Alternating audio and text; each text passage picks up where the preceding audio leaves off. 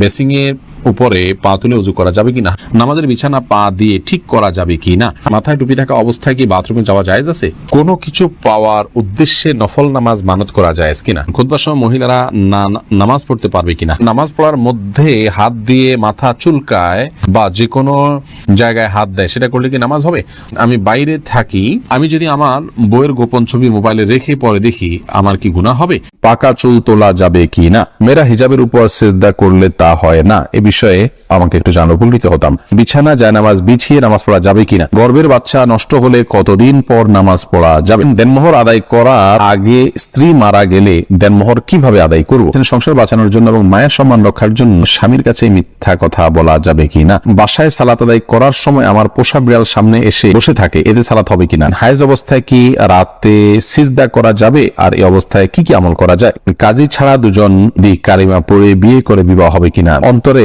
কুচিন্তা আসে এবং আমলের আসে, আমাকে পরামর্শ দেন প্লিজ, মেয়েরা ফর্সা হওয়ার জন্য কোনো ক্রিম নিতে পারবে কিনা। প্রিয় দর্শক, আপনাদের যে সমস্ত প্রশ্ন ইতিমধ্যে আমাদের কাছে চলে এসেছে, আমরা সে সমস্ত প্রশ্ন উত্তর দেওয়া শুরু করছি ইনশাআল্লাহ। জান্নাতুল নাইম জানতে চেয়েছেন, হায়েজ অবস্থায় কি রাতে সিজদা করা যাবে, আর এই অবস্থায় কি কি আমল করা যায়। মাসিক অবস্থায় মেয়েরা সিজদা দিবেন না, পাঁচ ওয়াক্ত নামাজ পড়বেন না বা কোনো নামাজ পড়বেন না, কোরআন স্পর্শ করবেন না এবং তওয়াফ করবেন না, এছাড়া রোজা রাখবেন না, স্বামী সহবাস করবেন না, এছাড়া যে কোনো কাজ তারা করছেন, দোয়া দুরুদ ইস্তেগফার, আল্লাহর কাছে প্রার্থনা, ইসলাম বই পুস্তক পড়ায় সব কাজগুলো তারা করতে পারবেন, কোনো সমস্যা নেই। আল মুজাহিদ জানতে চেয়েছেন, বাসায় সালাত আদায় করার সময় আমার পোষা বিড়াল সামনে এসে বসে থাকে, এতে সালাত হবে কিনা। জি আল মুজাহিদ ভাই, কোনো অসুবিধা নেই, পোষা বিড়াল যদি সামনে এসে বসে থাকে আপনার সালাত আদায় হয়ে যাবে। প্রিশিলা আহমেদ আপনি জানতে চেয়েছেন, সংসার বাঁচানোর জন্য এবং মায়ের সম্মান রক্ষার জন্য স্বামীর কাছে মিথ্যা কথা বলা যাবে কিনা। সংসার বাঁচানোর জন্য যদি হয় তাহলে কথা ঘুরিয়ে বলবেন, সরাসরি মিথ্যা না হলে মিথ্যা কথাটাকেই এমন ভাবে বলবেন যে সত্যি দুটি সম্ভাবনা আছে, একটু ঘুরিয়ে বলবেন, তাহলে সেটি জায়েজ হবে, কোনো অসুবিধা নেই। আর তাছাড়া স্বামী স্ত্রী একে অন্যের সাথে মিথ্যা কথা বলতে পারে তাদের প্রশংসামূলক বা সংসার রক্ষার জন্য যদি একান্ত বাধ্য হন, তবে আবারও বলছি ঘুরিয়ে বলবেন, সরাসরি মিথ্যা নয়।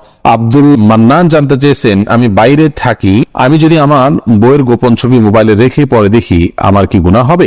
না ভাই, আপনার স্ত্রীর একান্তের বা আপনার একান্ত মুহূর্তের ছবি বা যে কোনো ধরনের ছবি ভিডিও আপনার কাছে থাকলে সেটা আপনি দেখতে পারেন গোপনে, কোনো অসুবিধা নেই, এতে আপনার কোনো গুনাহ হবে না। তবে মনে রাখতে হবে যে এতে তার প্রাইভেসি যাতে লঙ্ঘন না হয়, অর্থাৎ অন্য কারোর নাগালে যেন এটি চলে না যায়, সেজন্য প্রোফাইল লক দিয়ে বা বিভিন্ন ভাবে সেটিকে আপনার নিরাপদে সংরক্ষণ করতে হবে, আপনি দেখতে পারেন, কোনো অসুবিধা নেই। এরপরে এমডি আমিরুল ইসলাম জানতে চেয়েছেন, কাজী ছাড়া দুজন যদি কালিমা পড়ে বিয়ে করে বিবাহ হবে কিনা। দুজন যদি একজন প্রস্তাব করেন আর একজন প্রস্তাব গ্রহণ করেন এবং দুজন সাক্ষী উপস্থিত থাকে, মহানা নির্ধারণ করা থাকে, অভিভাবকদের সম্মতি থাকে, কোনো অসুবিধা নেই, বিয়ে হয়ে যাবে।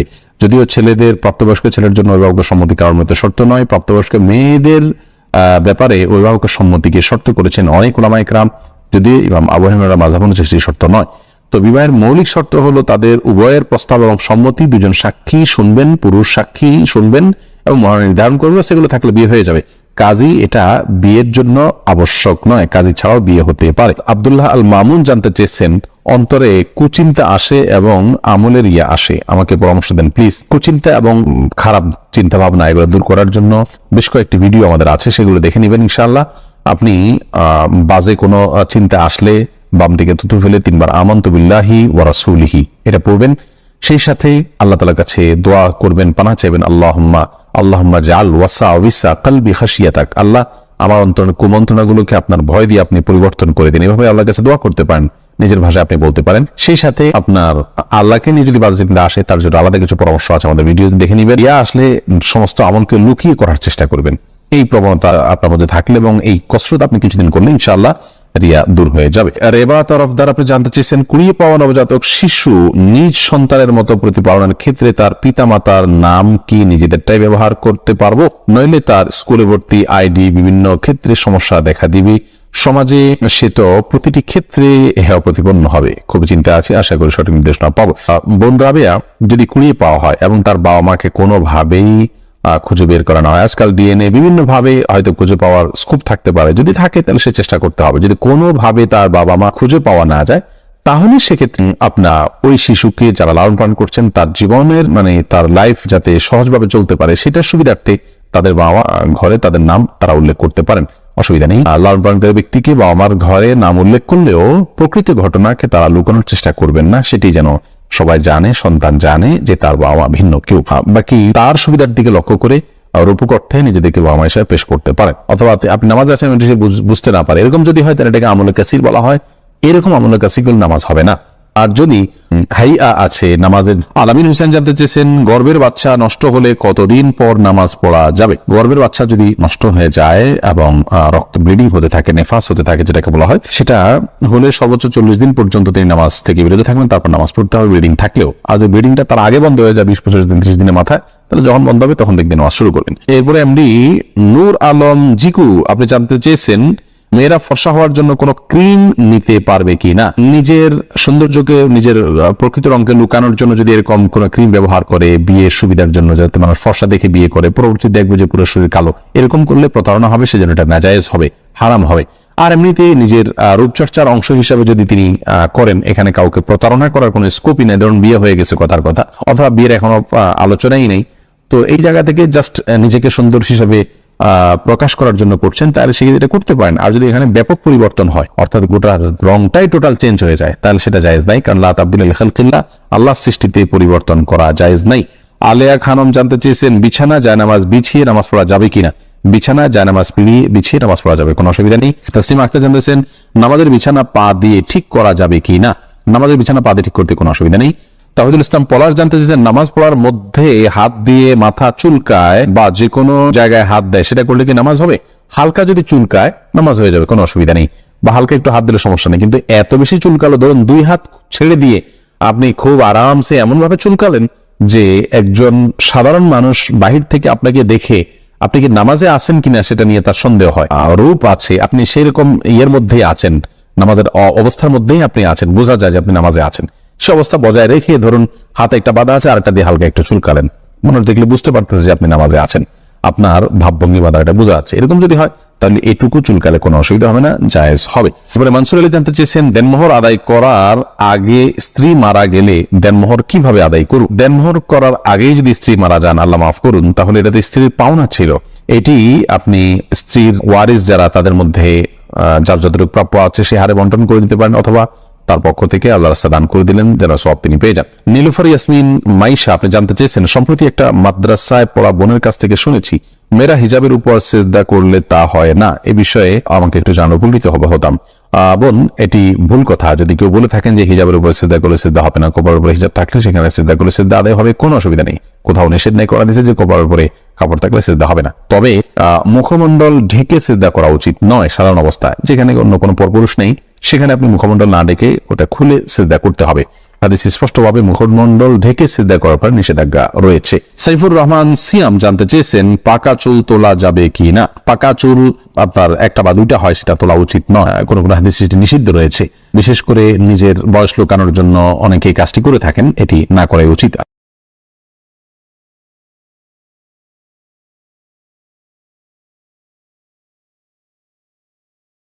ফয়সাল আহমেদ আপনি লিখেছেন টিকটিকি দেখলে কি মারতেই হবে, প্রয়োজনে কি খুঁজে খুঁজে মারতে হবে? বিষয়টা নিয়ে খুব দ্বিধাদ্বন্দ্বে আছি, জানাবেন প্লিজ। না, খুঁজে খুঁজেই আপনাকে মারতে হবে এমন কিছু এমন কোনো বাধ্যবাধকতা নেই, বরং আপনার চোখে পড়েছে উপদ্রব করে আপনি মারবেন, কিন্তু এটার জন্য আপনি খুঁজে খুঁজে বেড়াবেন, এটার পিছিয়ে পিছিয়ে ঘুরে বেড়াবেন, আপনার অনুসন্ধান করে বেড়াবেন, এই কথা হাদিসে বলা হয়নি। নাহিদ ইসলাম আপনি লিখেছেন নামাজ শেষে জায়নামাজ সালাম করা কি ঠিক? না, জায়নামাজ সালাম করার কিছু নেই, সালাম করতে হবে মানুষকে। ডানে বামে সালাম দিচ্ছেন, এরপর আর কোনো সালাম নাই। এরপরে কোনো কারোর সাথে আপনার হঠাৎ সাক্ষাৎ হয়েছে, সেই জায়গা থেকে আপনি সালাম দিতে পারেন, কিন্তু জায়নামাজকে সালাম দেয়া এটি কোরআন সুন্নাহর কোনো নির্দেশনা নয়। এটি যদি সালাতের অংশ মনে করি কেউ, সালাত পরবর্তী করণীয় মনে করেন কেউ, শরিয়া দৃষ্টিকোণ থেকে, ইসলামের দৃষ্টিকোণ থেকে, তাহলে সেটি বরং বিদআতে পর্যবেসিত হবে। ইসলামের নামে মন গড়া কোনো কিছু করলে সওয়াব হয় না, বরং আরো বিপরীতে গুনাহ হয়। শেখ রোকনুজ্জামান লিখেছেন অনেক জায়গায় বসে প্রস্রাব করার ব্যবস্থা নেই, দাঁড়িয়ে পেশাব করতে হয়, এরকম পরিবেশ আমরা কি করব? যদি কোনো প্রকার ব্যবস্থা না থাকে এবং দাঁড়িয়ে পেশাব করা ছাড়া নিরুপায় থাকেন, তাহলে আপনি অবশ্যই দাঁড়িয়ে পেশাব সেখানে করতে পারেন, যেহেতু আপনি নিরুপায়।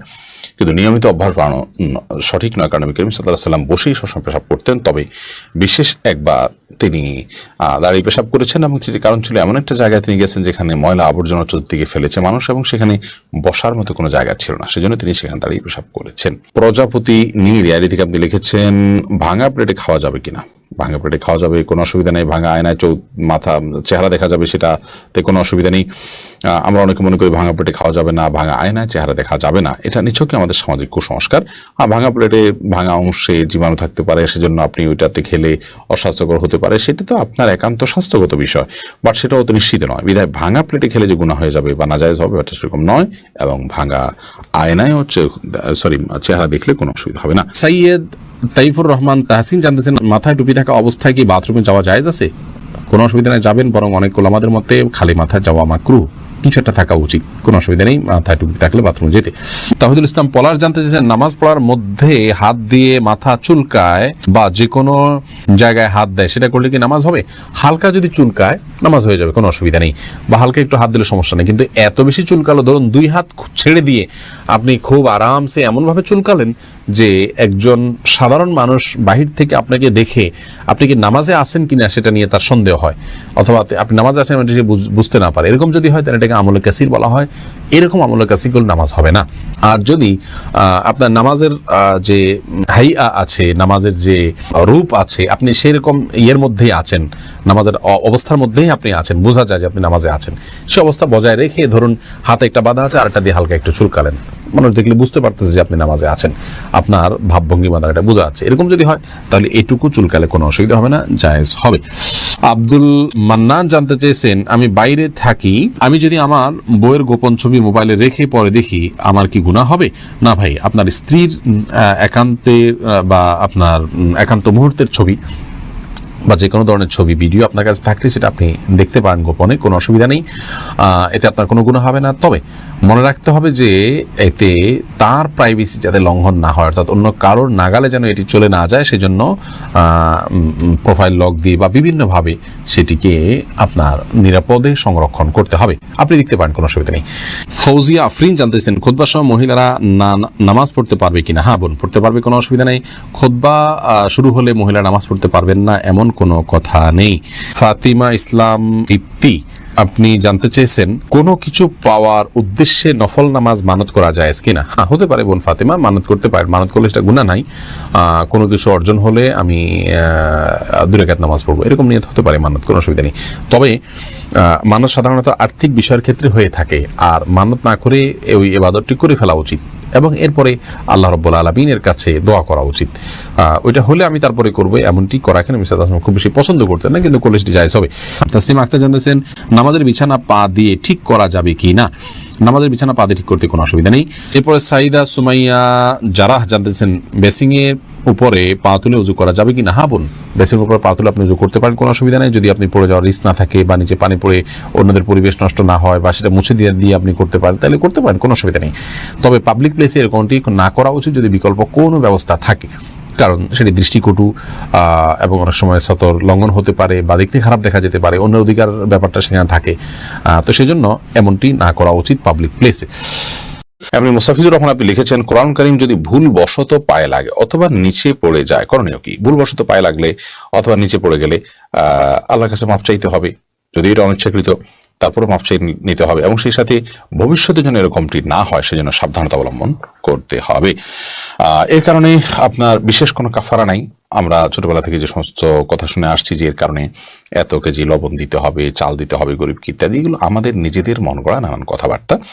মূলত যদি পড়ে যায়, ইচ্ছাকৃত নয় বরং ভুলে পড়ে গেছে, তাহলে সেক্ষেত্রে সেটার কারণে আপনার বিশেষ কোনো করণীয় নাই, সামনে থেকে সাবধানতা অবলম্বন করতে হবে, এবং যেটি হয়ে গেছে আল্লাহ কোরআনের প্রতি অনিচ্ছাকৃত, তার জন্য আল্লাহর কাছে মাপ চাইতে হবে। রাসেল ভূঁইয়া আপনি লিখেছেন, কোন বাচ্চার বিছানায় প্রসাব করলে বিছানার চাদর ওয়াশ করা যায়, কিন্তু জাজিম বা তোষকে পেশাব করলে ধোয়া যায় না, এক্ষেত্রে করণীয় কি? যেই সব দ্রব্য, যে সমস্ত জিনিসপত্র, আসবাব ইত্যাদি, এগুলোতে পেশাব লাগার পর সেটা পরিষ্কার করার কোনো বই না, সেটা রোদ ইত্যাদি দিয়ে ওটা আলামত দূর করে ফেলতে হবে, এত বেশি রোদ দিতে হবে, এত বেশি আপনার সেটার দুর্গন্ধ দূরের উদ্যোগ করতে হবে যে সেটাতে নাপাকের কোনো আলামত বা নামলেশ নাই, তো এর মাধ্যমে সেটি পাক হয়ে যাবে। বিশেষ করে ফ্লোর, ওয়াল, গাছ, এই টাইপের অনেক কিছুই আছে যেগুলোকে ওইভাবে আসলে ধোয়া সম্ভব হয় না, তো সেগুলোতে নাপাকের আলামত যেটি আছে সেটি দূর হয়ে গেলেই সেটি ব্যবহার করা যাবে। লায়লা নূর কদর এআইডি থেকে লিখেছেন, স্বামী সিগারেট খেলে ওয়াইফের করণীয় কি? ওয়াইফ তাকে বোঝাবেন, যথাসম্ভব নিজে না পারলে অন্য কাউকে দিয়ে বোঝাবেন, আল্লাহর কাছে দোয়া করবেন, তারপর তিনি যদি ফিরে না আসেন একান্ত তার গুনাহ হবে, ওয়াইফ অন্তত দায় মুক্ত হলেন। জুলেখা খাতুন আপনি লিখেছেন, নতুন কোনো কাপড় পরে না ধুয়ে নামাজ পড়ে নামাজের কোনো ক্ষতি হবে কিনা? নতুন কোনো কাপড় পরলে সেটা ধুয়েই পড়তে হবে এমন কোনো বাধ্যবাধকতা নেই, কারণ নতুন কাপড় মানেই যে সেটা নাপাক, সেটাতে অপবিত্রতা আছে এমনটি তো নিশ্চিত নন আপনি, তাহলে এটি ধোয়াটা বাধ্যতামূলক কেন হতে যাবে? তবে হ্যাঁ, আপনারা যদি নতুন কাপড় কেনার পর দেখলেন যে সেখানে কোনো নাপাক আছে, তাহলে ওই জায়গায় সেই নাপাকটা ধোয়াটাই হলো আবশ্যক। অতএব শরীর দৃষ্টিকোণ থেকে নতুন কাপড় ধুয়ে পড়তে হবে এমন কোনো বাধ্যবাধকতা নেই। দিনের পথিক আইডি থেকে আপনি লিখেছেন, বিতরের নামাজ কি কি সূরা দিয়ে পড়তে হয়? ভিতরের সালাতের প্রথম রাকাতে সূরা সাব্বিহিসমা রাব্বিকাল আলা, দ্বিতীয় রাকাতে সূরা কাফিরুন এবং তৃতীয় রাকাতে সূরা ইখলাস কুল হুয়াল্লাহ পাঠ করা, এটি সুন্নাহ। নবী করিম সাল্লাল্লাহু আলাইহি ওয়াসাল্লাম বিতরের সালাতের সচরাচর এই সূরাগুলো তেলাওয়াত করতেন, বিধায় আপনি এই সূরাগুলো তেলাওয়াত করতে পারেন। নবীজুল ইসলাম খান আপনি লিখেছেন, কোরবানির সাথে সন্তানের আকিকা দেওয়া জায়েজ হবে কিনা? কোরবানির সাথে আকিকা না দিয়ে আকিকা আলাদা দিবেন, কোরবানি আলাদা দিবেন, এটাই নিরাপদ। এবং নবী করিম সাল্লাল্লাহু আলাইহি ওয়াসাল্লাম আপনার আকিকার জন্য যে মাসনুন ওয়াক্ত নির্ধারণ করেছেন সপ্তম দিন, কোরবানির জন্য সেটার জন্য অপেক্ষা কেন করবেন? যদি কারো সপ্তম দিনটা কোরবানির দিন হয় এবং সেই দিনে গরুতে তিনি কোরবানির আকিকা একসাথে দেন, হানাফি মাযহাব অনুযায়ী হয়ে যাবে, বাট অন্যান্য ওলামায়ে কেরাম অনেকে নিষেধ করেছেন। নিরাপদ মত হলো এগুলোকে আলাদা আলাদা করে দেওয়া। হাদিসে আকিকা এবং কোরবানি একসাথে দেওয়ার কথা বলা নাই, কিন্তু হানাফি মাযহাব ওলামায়ে কেরামের বক্তব্য হলো যে যদি যেহেতু আকিকা এবং আপনার কোরবানি একই ক্যাটাগরির ইবাদত, সেজন্য আপনার দুইটা একসাথে দেওয়া যাবে, কিন্তু যেটি বলেছি অন্যান্য ওলামাদের বিভিন্ন মত রয়েছে। সুমন আহমেদ আপনি লিখেছেন, নামাজের সিজদা অবস্থায় যদি পা উঠে যায় তাহলে নামাজের কোনো সমস্যা হবে কিনা? সিজদা অবস্থায় যদি পা সামান্য উঠে আবার আপনি জায়গা নিয়ে গেছেন, কোনো অসুবিধা হবে না। আর যদি পুরো সিজদা জুড়ে উঠে থাকে তাহলে আপনার নামাজ হবে না, কারণ নবী করিম সাল্লাল্লাহু আলাইহি ওয়াসাল্লাম বলেছেন, আমি উমিরতু আন আসজুদা আলা সাবআতি আযমিন, 7টি অঙ্গের উপরে, 7টি হাড্ডির উপরে, শক্ত অঙ্গের উপরে আমাকে সিজদা করতে নির্দেশ করা হয়েছে। তার মধ্যে কপাল আর নাক, 2 হাত, 2 হাঁটু এবং 2 পায়ের যে আঙ্গুলগুলো সেগুলো। অতএব এগুলোর কোনো একটা যদি আপনার এই 7টি অঙ্গের কোনো একটি যদি সরে যায় সামান্য সময়ের জন্য অসুবিধা নেই, আবার তিনি জায়গা নিয়ে গেছেন। কিন্তু যদি পুরো সালাত জুড়ে, পুরো রাকাত জুড়ে, সিজদা জুড়ে তার এটা যদি পৃথক থাকে তাহলে সেক্ষেত্রে সেটি জায়েজ হবে না এবং সে নামাজ হবে না, কারণ এটা ওয়াজিব এই 7টা অঙ্গের উপরে সিজদা করা।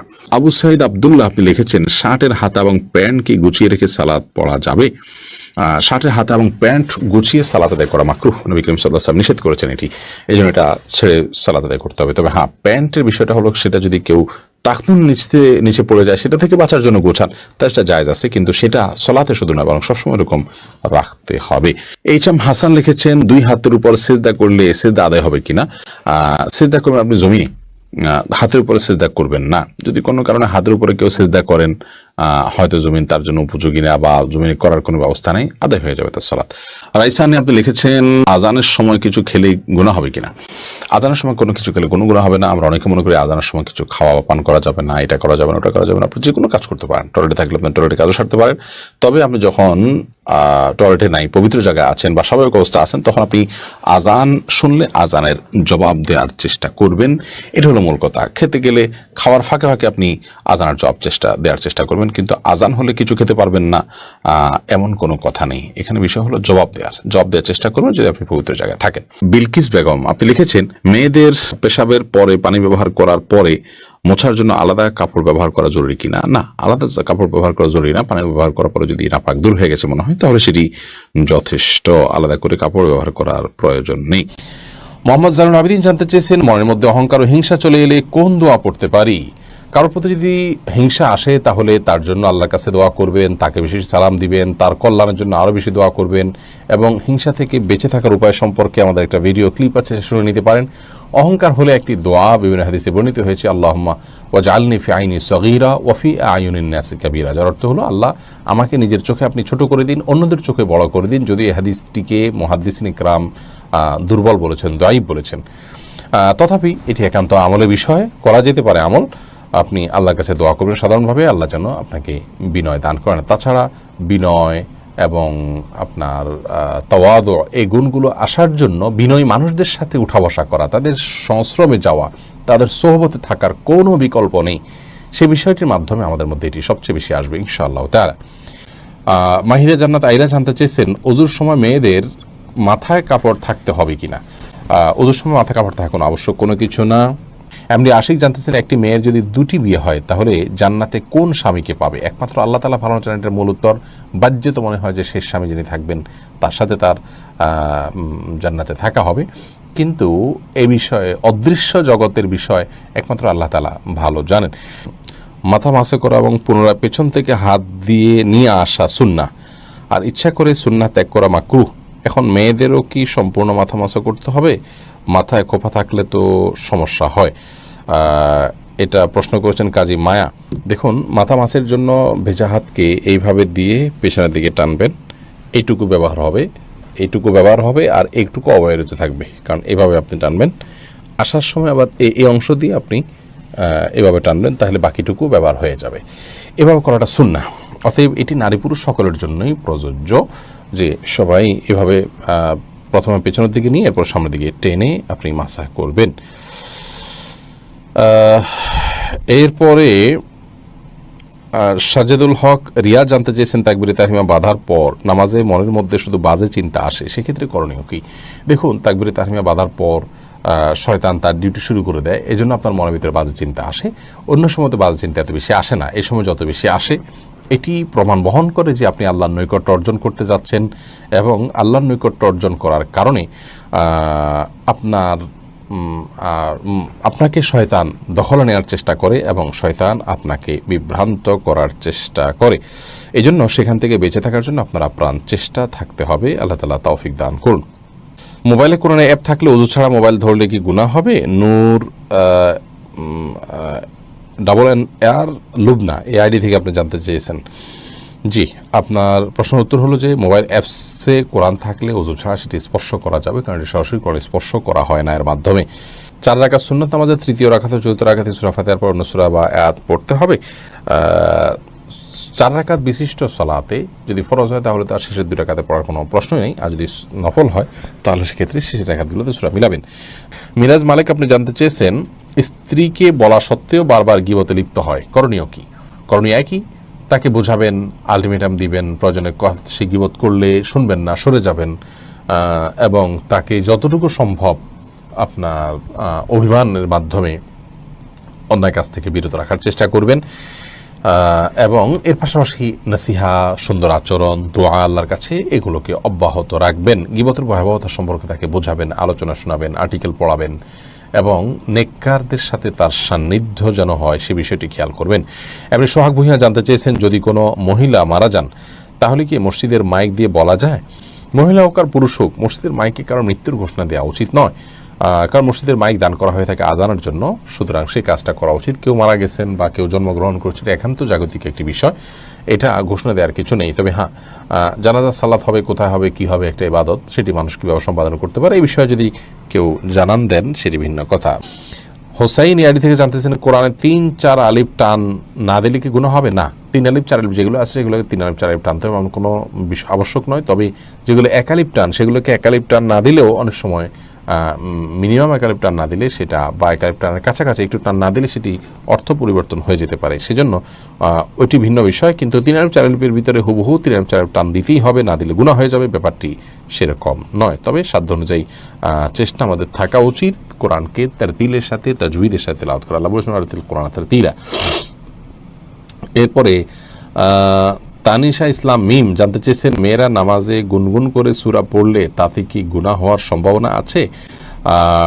গুনগুন করে যদি সূরা পড়ে তাহলে সেক্ষেত্রে সরাসরি গুনাহ হবে না, বিশেষ করে নিজে নিজে শুনতে পাচ্ছেন, সরাসরি গুনাহই হবে না, বিশেষ করে নিজে শুনতে পাচ্ছেন এরকম যদি হয় নিজের কান পর্যন্ত, তাহলে সেটি তো তিনি করতেই